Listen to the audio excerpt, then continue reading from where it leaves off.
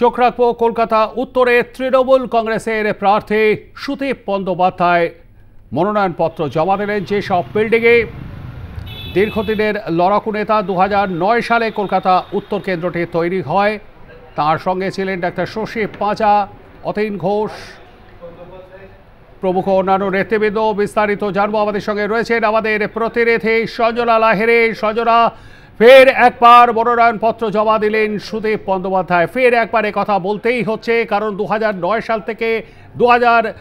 সাল থেকে কলকাতা উত্তর কেন্দ্রটি তৈরি হয়। তার আগে থেকেও কিন্তু তিনি সাংসদ ছিলেন এই কলকাতা উত্তর পশ্চিমের। কি বললেন সুদীপ বাবু? দেখো, সুদীপ বন্দ্যোপাধ্যায় কিন্তু যথেষ্ট আশাবাদী, কারণ এর আগেও দেখা গিয়েছে যে তিনি কিন্তু একাধিকবারের সাংসদ।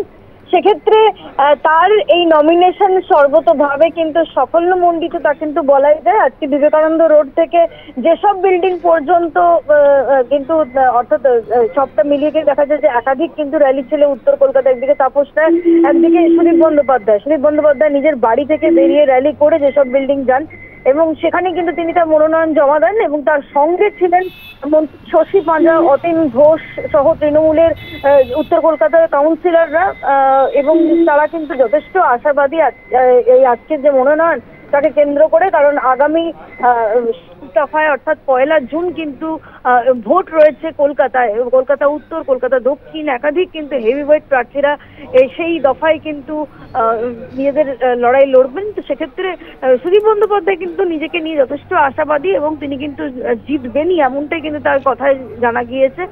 সবটা মিলিয়ে কিন্তু বলা যায় যে আজকের এই মনোনয়ন কিন্তু সাফল্যমণ্ডিত, সেই চিত্র কিন্তু উঠে এসছে। আমি একটা বিষয় জানবার চেষ্টা করবো, 1998 সালে যখন প্রথম আত্মপ্রকাশ করে তৃণমূল কংগ্রেস, মাত্র কয়েক মাসের মধ্যে ভোট হয়েছিল এবং সেবার প্রথম নির্বাচনে প্রতিদ্বন্দ্বিতা করে সিপিআইএম এর সরলা মাহেশ্বরীকে সাবেক কলকাতা উত্তর পশ্চিম কেন্দ্র থেকে পরাজিত করেছিলেন। তারপর থেকে টানা সাংসদ। মাঝখানে 2004 সালে তিনি সে কেন্দ্রে পরাজিত হন, যদিও নির্দল প্রার্থী হিসেবে প্রতিদ্বন্দ্বিতা করেন। আরও একবার কতটা কঠিন এবারের প্রতিপক্ষ? সঞ্জনা, কি বললেন সুদীপ বাবু? দেখো, এক সময় কিন্তু তাপস রায়, সুদীপ বন্দ্যোপাধ্যায় উভয় একই দলে ছিলেন এবং একে অপরের যথেষ্ট গভীর সম্পর্ক ছিল এবং সে জায়গায় দেখা যায় যে তাদের সম্পর্কে কিন্তু খানিকটা হলেও তিক্ততা হয় এবং সেই জায়গায় দাঁড়িয়ে নিজের প্রাক্তন সহকর্মী কিন্তু বলা যেতে পারে বর্তমানে তার প্রতিদ্বন্দ্বী, সেক্ষেত্রে নিজেকে নিয়ে কিন্তু তিনি আত্মবিশ্বাসী। তাই তাপস রায় যে কোনোভাবেই তার জায়গা গ্রহণ করতে পারবেন না, তাই কিন্তু তার কথায় বা তার এতদিনের নির্বাচনী প্রচারে কিন্তু তাই দেখা গিয়েছে।